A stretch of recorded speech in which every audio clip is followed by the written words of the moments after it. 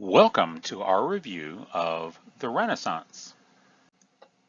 To understand the Renaissance, we should take a look at the period just before it in European history. This is known as the Middle Ages or medieval times, and it's a period of about 800 years from the fall of the Roman Empire till the beginning of the Renaissance. Life in the Middle Ages was difficult. Hunger and starvation were constant factors. Diseases such as the Black Death were regular occurrences, as were attacks by groups such as the Vikings. Times were so difficult that the Catholic Church had the position that life on earth is a trial. You should behave well and your reward will be in heaven. The Middle Ages are also referred to by some as the Dark Ages. This is because the learning and knowledge of the Greeks and the Romans were lost to the Europeans. The Catholic Church believed that books and teachings of these pagans should not be read by Christians, and often, as you see in this piece of art, destroyed those books. As a result, the ability to build structures such as the Parthenon and create works of art such as these were lost to Europe. So now to the Renaissance. The word Renaissance means rebirth.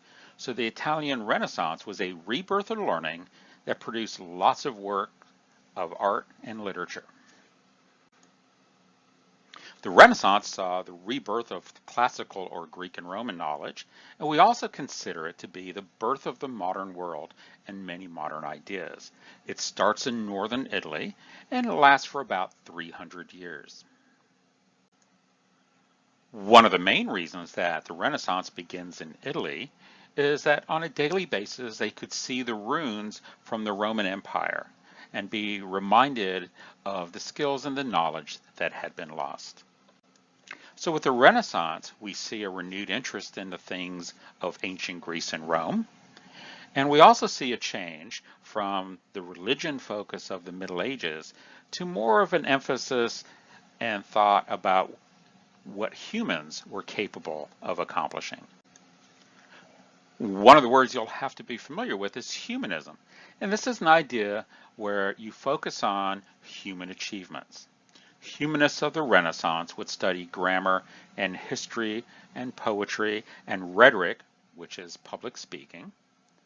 And these humanists really emphasized education and learning. In contrast to the medieval church, which believed that life on earth was a trial and you should just suffer until you die and your reward will be in heaven, humanists believed that your time on earth should be meaningful and you should accomplish some meaningful things.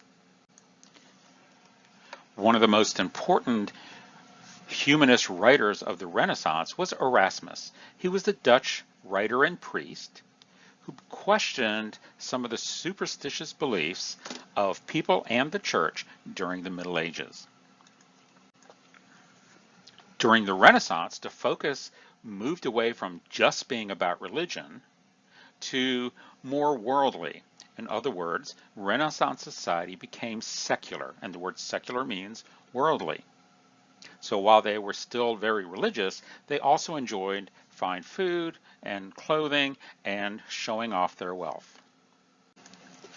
During the Renaissance, we see a change in writing. During the Middle Ages, everything was written in Latin, the official language of the Roman Catholic Church.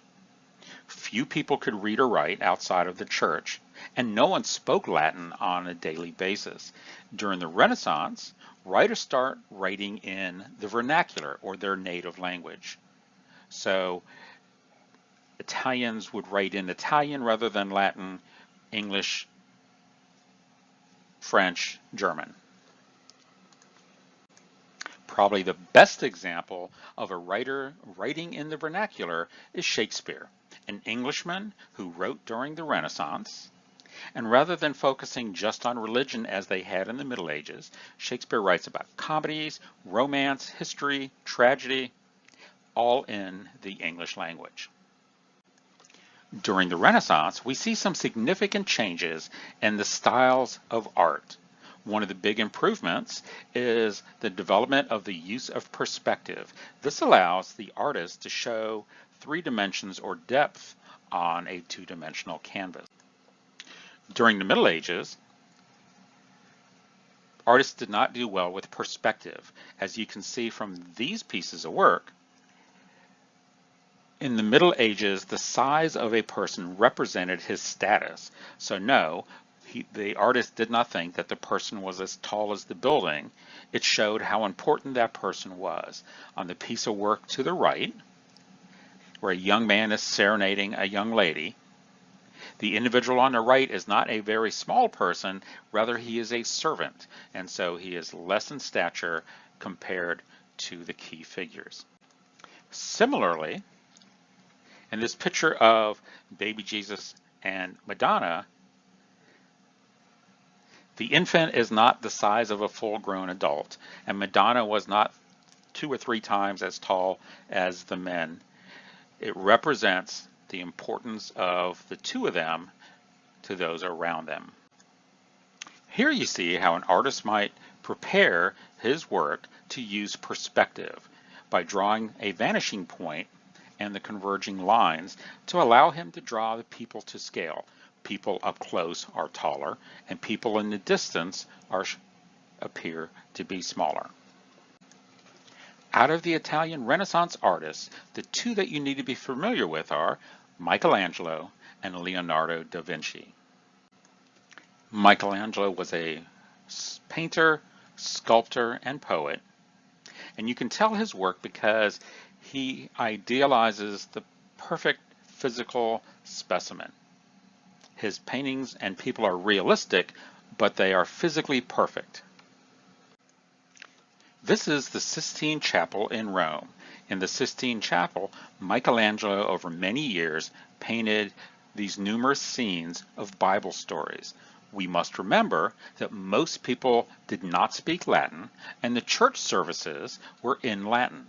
So paintings and stained glass windows that showed Bible stories as a reminder to the church attendants of what the priest was telling them.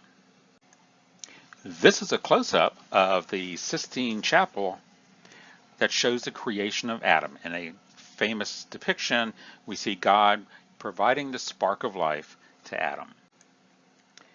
This is the Pieta, which is one of Michelangelo's best-known sculptures. You can see his ability to bring the stone to life, particularly in the folds of the cloth. And finally, here we have David from the Bible story of David and Goliath. And you can really see here Michelangelo's emphasis on the perfect human form. Remember, David was the smaller underdog. The other artist we need to know from the Renaissance is Leonardo da Vinci, also an Italian. He's an amazing character who was an architect, an engineer, a painter, and a sculptor. As an engineer, he developed or designed many items for warfare that were centuries ahead of their times. As we can see here, a helicopter, a machine gun, and an airplane. They were not able to build those during the Renaissance, but the idea was there. This is Da Vinci's Last Supper, and you can really see his use of perspective with the focal point of the painting and all lines pointing to Jesus of Nazareth at the center of the painting. Finally, we come to the Mona Lisa, which may well be the best known painting in the world. It's not a very large painting, and we're not sure of many details about who this woman was. The painting itself obviously meant something to Da Vinci because he carried it around with him everywhere he went for about 20 years.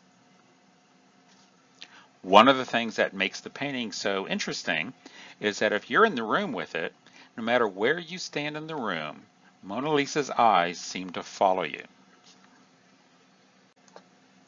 And if imitation is the sincerest form of flattery, we see here that a lot of people have had a lot of fun giving their interpretation of Da Vinci's work. Now, if we take in Michelangelo and Leonardo and add Renaissance painter Raphael and Renaissance sculptor Donatello, you now know where these guys got their names. Yep, from the Italian Renaissance. Thanks for joining us.